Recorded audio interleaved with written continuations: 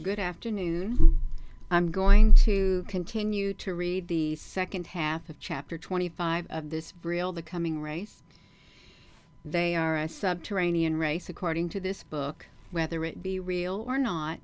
It's a very interesting book to read, so we're going to finish reading chapter 25 because it's a really long chapter. Okay, I've got my phone on silence. I'm going to read it. I won't be looking at the comments. Perhaps it might be wise if I look and see if I'm being heard first. I better come over here and see if I can be heard before I start reading. Otherwise, I'm going to be wasting my time. Just 1 second. Gina, what you doing? I'm trying to see if I can be heard. Hello, everyone. Hello, Apple Books, honey.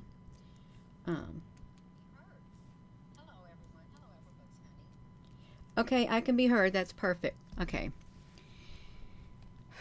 They're at this gathering, and there is a lot of females, there's a lot of males. People are, flying around and stuff. There's a lot of stuff going on. And we're talking about this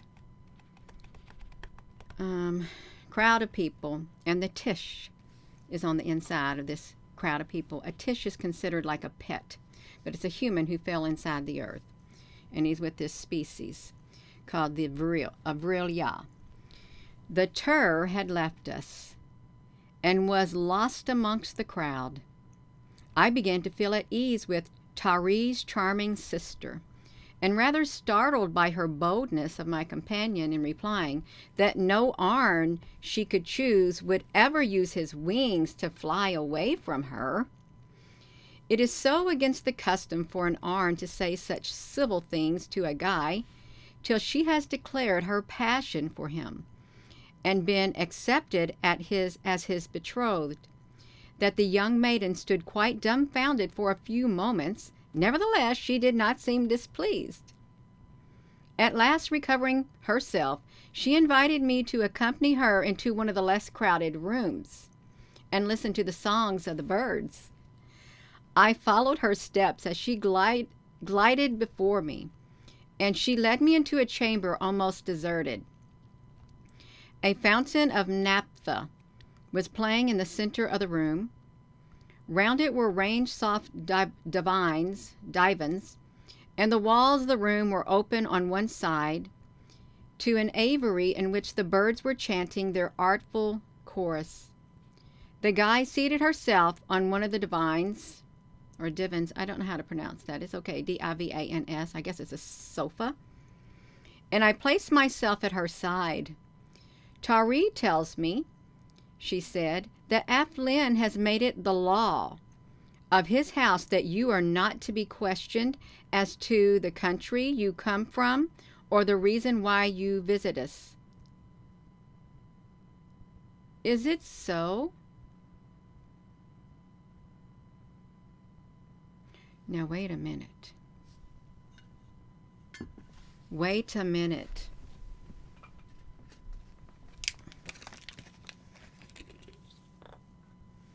He's down there inside the earth, and he's talking to a leader.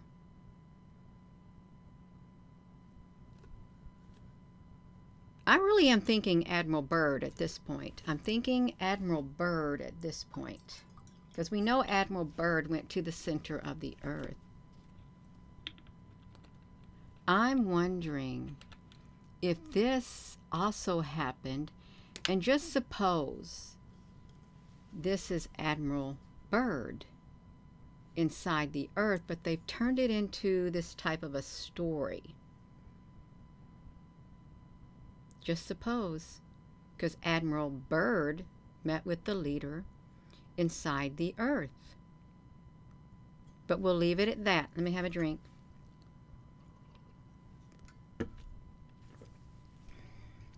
You are not to be questioned as to the country you come from or the reason why you come to visit us. Is it so? Now there's a little asterisk. It says, literally has said in this house, be it requested. Words synonymous with law, as implying forcible obligation are avoided by the singular people.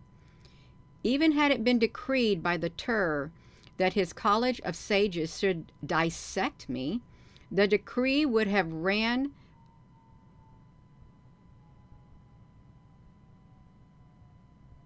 It's a very low flying big plane out there. I just heard it. It's flying really low over my house. So it's a big plane. Okay.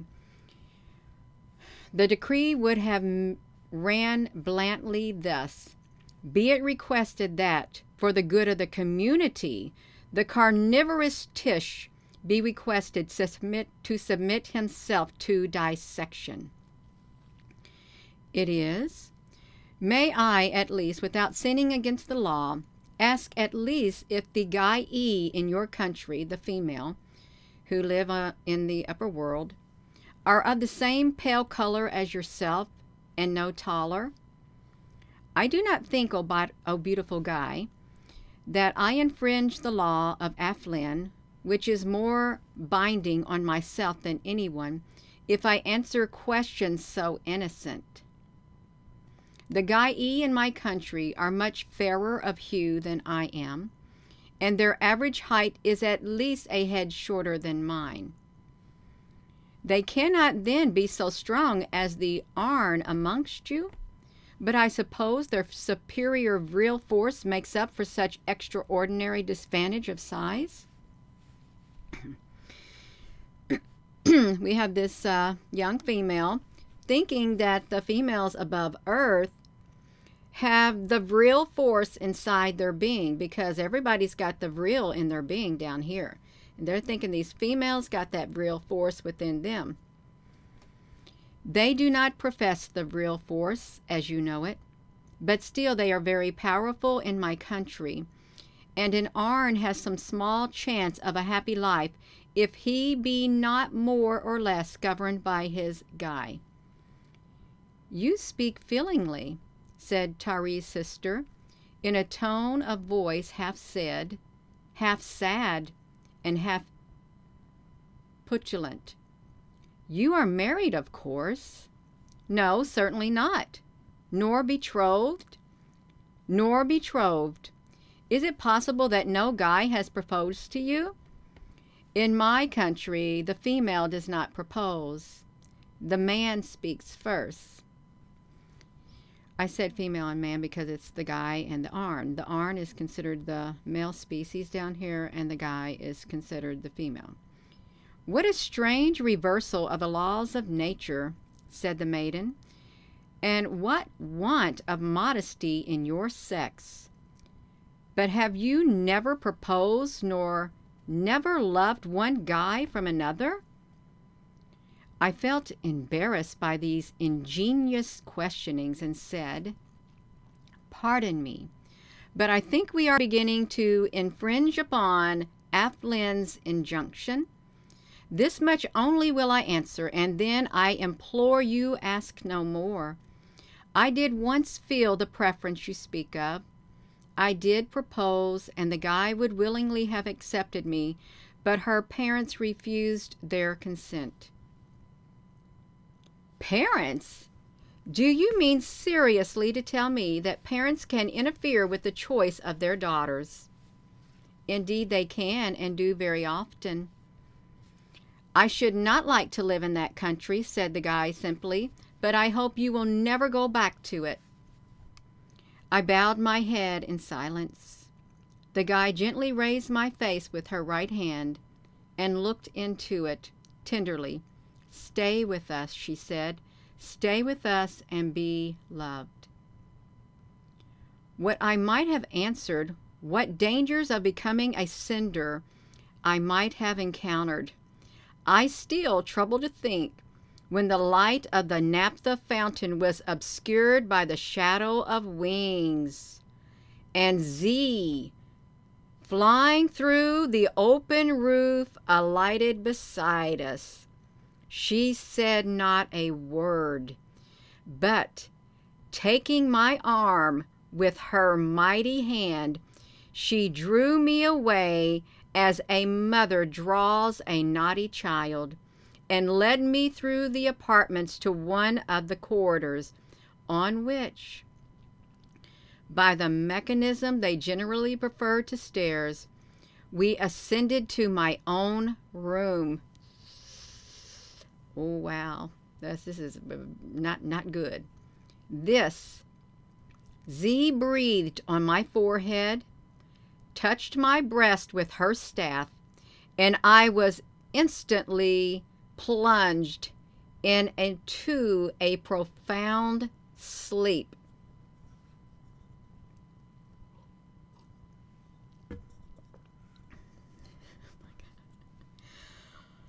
Oh my gosh, because he was showing his attention to that younger person because she was not as powerful as Z, the female who likes him.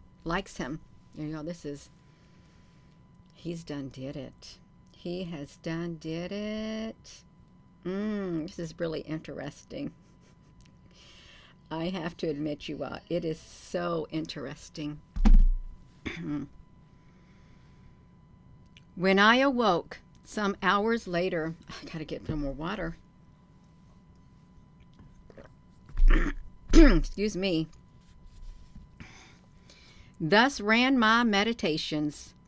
Tish, though I be, it is then clear that Z is not the only guy whom my appearance can captivate. Evidently, I am loved by a princess, the first maiden in this land, the daughter of the absolute monarch, whose autocracy they so idly seeks to disguise by the republican title of the chief magistrate. But for the sudden swoop of that horrible Z, this royal lady would have formally proposed to me. And though it may be very well for Athlin, who is only a subordinate minister, a mere commissioner of light, to threaten me with destruction if I accept his daughter's hand, yet a sovereign whose word is law, and the video's cutting on me, could compel the community to abrogate any custom that forbids intermarriage with one of a strange race, and which in itself is a contradiction to their boasted equality of ranks. What's happening to my connection? Oh, this is wild, you all. Okay, we got it. It is not to be supposed that his daughter, who spoke with such incredulous scorn of the interference of parents, would not have sufficient influence with her royal family to save me from the combustion to which Athlin would condemn my form. And if I were exalted by such an alliance, who knows but what the monarch might elect me as his successor? Why not? Few among this indolent race of philosophers like the burden of such greatness. All might be pleased to see the supreme power lodged into the hands of an accomplished stranger, who has experience as other and livelier forms of existence, and once chosen, what reforms I would institute. Oh, wow. What additions to this really pleasant but monotonous life of this realm my familiarity with the civilized nations above ground would affect. I am fond of the sports of the field. Next to war, is not the chase a king's pastime? In what varieties of strange game does the nether world abound? How interesting to strike down creatures that were known above ground before the deluge. But how? By that terrible Vril, in which, from want of hereditary transmission, I could never be a proficient. No, but by a civilized handy breech loader, which these ingenious mechanisms could not only make, but not no doubt improve. Nay, surely I saw one in the museum. Indeed, as absolute king, I should discountenance Vril altogether, except in cases of war. Apropos of war, it is perfectly absurd to stint a people so intelligent, so rich, so well armed, to a petty limit of territory sufficing for 10,000 or 12,000 families? Is not this restriction a mere philosophical crochet at variance with an aspiring element in human nature, such as has been partially and with complete failure tried in the upper world by the late Mr. Robert Owen? Of course one would not go to war with the neighboring nations as well armed as one's own subjects. But then, what of these regions inhabited by races unacquainted with the Vril, and apparently resembling in their democratic institutions my American countrymen?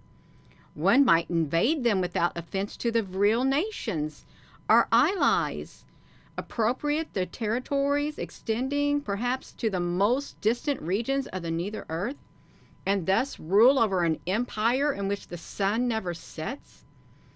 I forgot in my enthusiasm that over those regions there was no sun to set.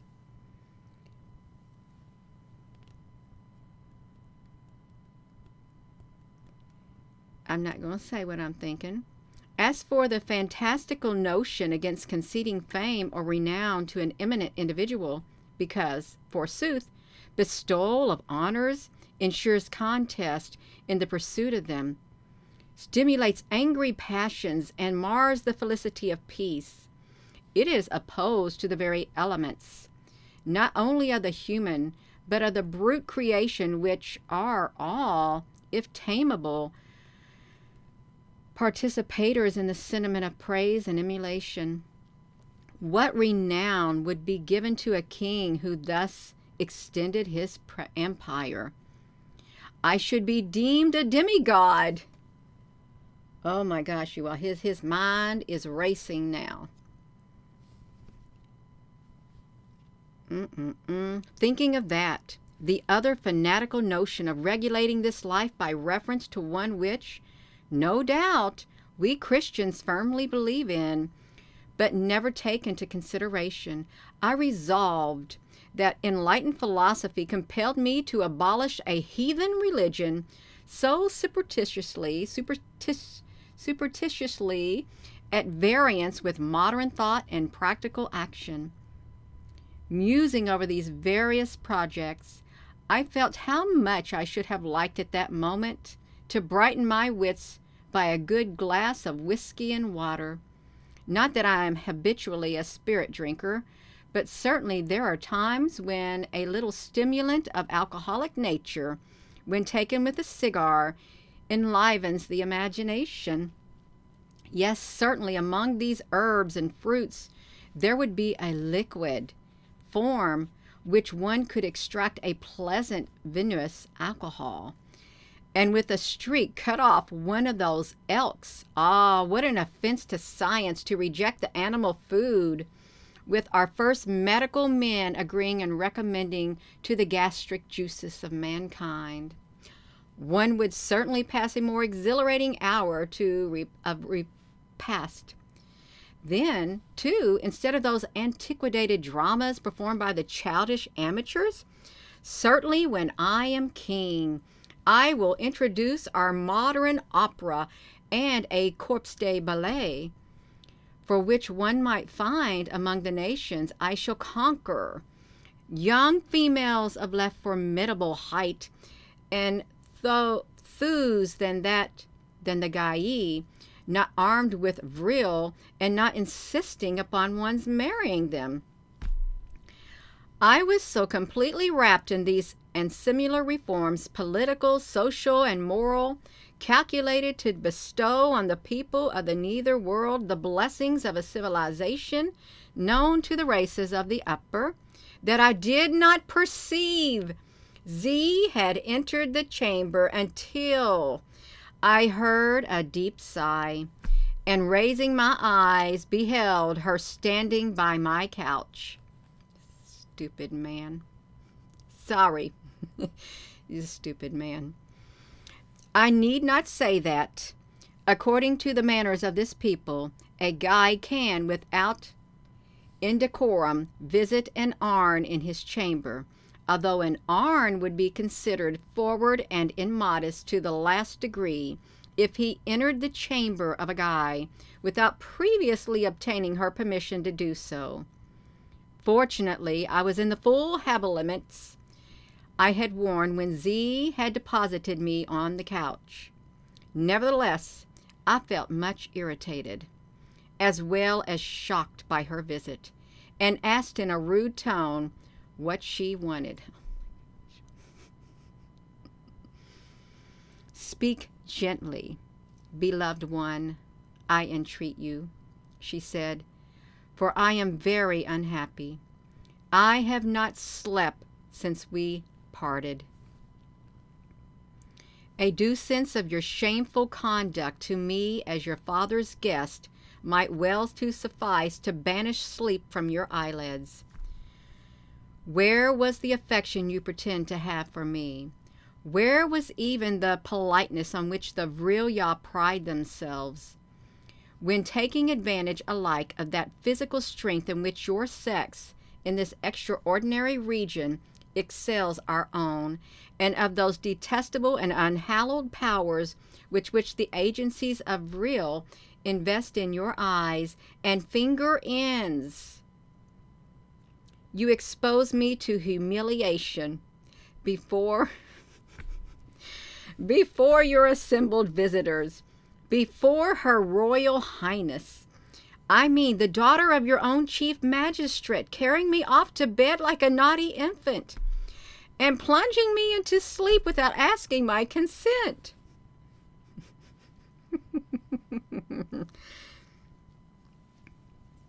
Ungrateful? Do you reproach me for the evidence of my love? Can you think that, even if unstung by the jealousy which attends upon love, till it fades away in blissful trust when we know that the heart we have wooed is one, I could be indifferent to the perils to which the audacious overtures of that silly little child might expose you? Hold, since you introduce the subject of perils, it perhaps does not misbecome me to say that my most imminent perils come from yourself, or at least would come if I believed in your love and accepted your addresses. Your father has told me plainly that in that case I should be consumed into a cinder with a little compunction, as if I were the reptile whom your brother blasted into the ashes, or Tauri blasted into the ashes with the flash of his wand. Do not let that fear chill your heart to me, explained Z, dropping on her knees, oh my gosh, and absorbing my right hand in the space of her ample palm. It is true, indeed, that we two cannot wed, as those of the same race wed. True, that the love between us must be pure as that which, in our belief, exists between lovers who reunite in the new life beyond that boundary at which the old life ends. But it is not happiness enough to be together, wedded in mind and in heart? Listen, I have just left my father. He consents to our union, and on those terms. I have sufficient influence with the College of Sages to ensure their request to the Tur not to interfere with the free choice of a guy, provided that her wedding with one of another race be that wedding of the souls. Oh, think you that true love needs ignoble union? It is not that I yearn only to be by your side in this life, to be part and parcels of your joy and sorrows here. I ask here for a tie which will bind us forever and forever in the world of immortals. Do you reject me? As she spoke, she knelt on the whole character, and the whole character of her face was changed. Nothing of sternness left to its grandeur, a divine light as that of an immortal, shining out from its human beauty. But she rather awed me as an angel than moved me as a woman, and after an embarrassed pause, I faltered forth evasive expressions of gratitude, and sought, as delicately as I could, to point out how humiliating would be my position amongst her race in the light of a husband who might never be permitted the name of father. But, said Z, this community does not constitute the whole world. No, nor do all the populations comprised in the League of Vril. For thy sake I will renounce my country and my people.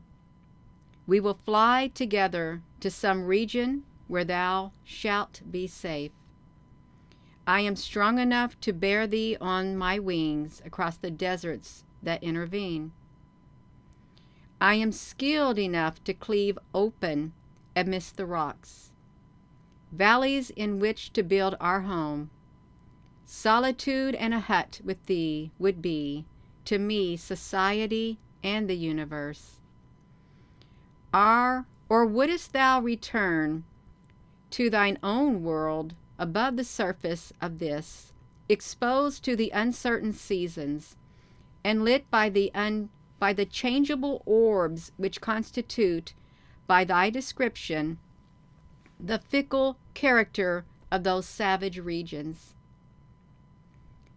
I so speak the word, and I will force the way for thy return, so that I am thy companion there, though there as here, but partner of thy soul, and fellow traveler with thee to the world in which there is no parting and no death. I could not but be deeply affected by the tenderness, at once so pure and so impassioned, with which these words were uttered, and in a voice that would have rendered musical the roughest sounds in the rudest tongue. And for a moment it did occur to me that I might avail myself to Aziz's agency to effect a safe and speedy return to the upper world. But a very brief space for reflection sufficed to show me how dishonorable and base a return for such devotion it would be to allure thus away from her own people and a home in which I had been so hospitably treated, a creature to whom our world would be so abhorrent, and for those whose barren, if spiritual love, I could not reconcile myself to renounce the more human affection of mates less exalted above my erring self.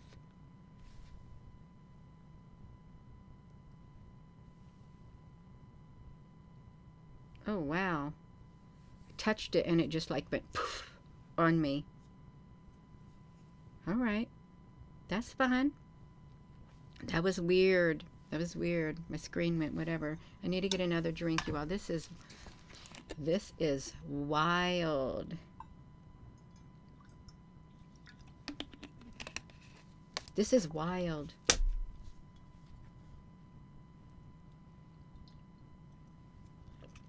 They're very spiritual.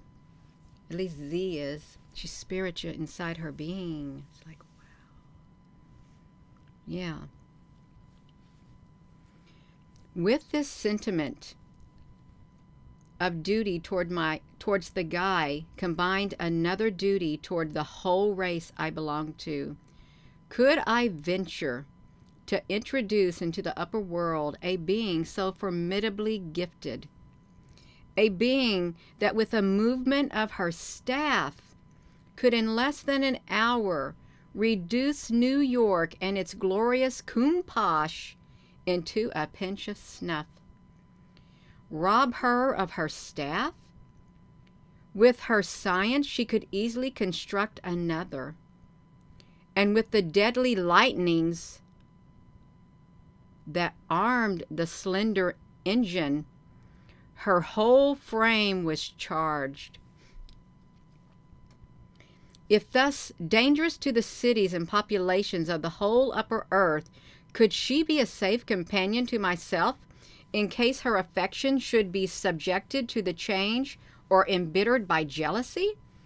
These thoughts, which it takes so many words to express, passed rapidly through my brain and decided my answer. Z, I said, in the softest tones I could command and pressing respectful lips into the hand whose clasp mine vanished. Z, I can find no words to say how deeply I am touched and how highly I am honored by a love so disinterested and self-emulating. My best return to it is perfect frankness. Each nation has its own customs. The customs of yours do not allow you to wed me. The customs of mine are equally opposed to such a union between those of races so widely differing. On the other hand, though not deficient in courage among my own people, or amid dangers which I am familiar, I cannot shudder without a shudder of horror think of constructing a bridal home in the heart of some dismal chaos, with all the elements of nature, fire, water, and mephic gases at war with each other, and with the probability that at some moment while you were busied in cleaving rocks or conveying Vril into lamps, should I be devoured by a creek which your operations disturbed from its hiding place. I, a mere Tish, do not deserve the love of a guy so brilliant, so learned, so potent as yourself. Yes, I do not deserve that love, for I cannot return it. That's so sad. Oh my gosh. Z released my hand, rose to her feet, and turned her face away to hide her emotions. That's so sad. You're right, I can feel it. It's really sad. Nobody wants rejected. She's poured out her heart to him, but he didn't want it. There was not that physical, that spiritual. Oh my gosh, you all. That human. She glided, noisily along the room and paused at the threshold, suddenly impelled as by a new thought. She returned to my side and said in a whispered tone, "You told me that you would speak with perfect frankness. With perfect frankness. Then answer me the question. If you cannot love me, do you love another?" Certainly I do not. You do not love Tari's sister. I never saw her before last night. That is no answer. Love is swifter than Vril. You hesitate to tell me. Do not think it is only jealousy that prompts me to question you or to caution you. If the Tur's daughter should declare her love to you, if in her ignorance she confides to her father any preference that may justify his belief that she will woo you, he will have no option but to request your immediate destruction, as he is specially charged with the duty of consulting the good of the community, which could not allow the daughter of the Vril to wed a son of the Tish-Ah, in that sense of marriage which does not confine itself to a union of the souls. Alas, there would then be for you no escape. She has no strength of wing to uphold through the air you. She has no science wherewith to make a home in the wilderness. Believe that here my friendship speaks, and that my jealousy is silent. With these words, Z left me, and recalling those words, I thought no more of succeeding to the throne of Vril, or of the political, social, and moral reforms I should institute in the capacity of an absolute sovereign. That was chapter 25. I'm going to end it right there, you all. That is like...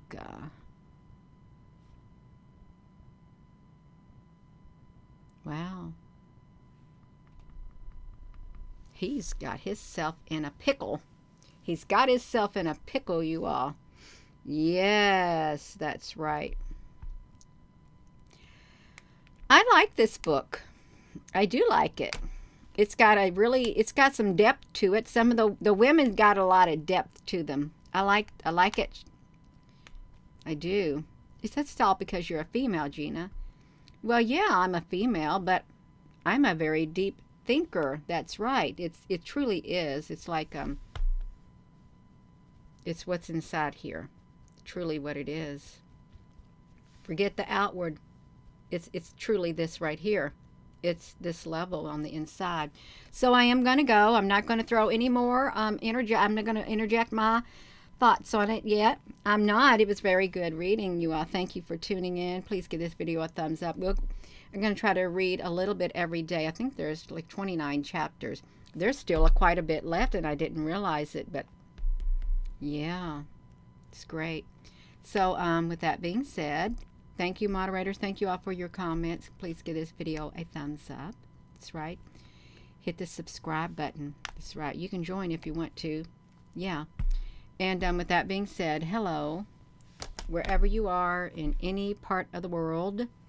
Hello from my heart to yours. Love you. Have a wonderful rest of your afternoon. It's 3:47, you all. It's great. It's great.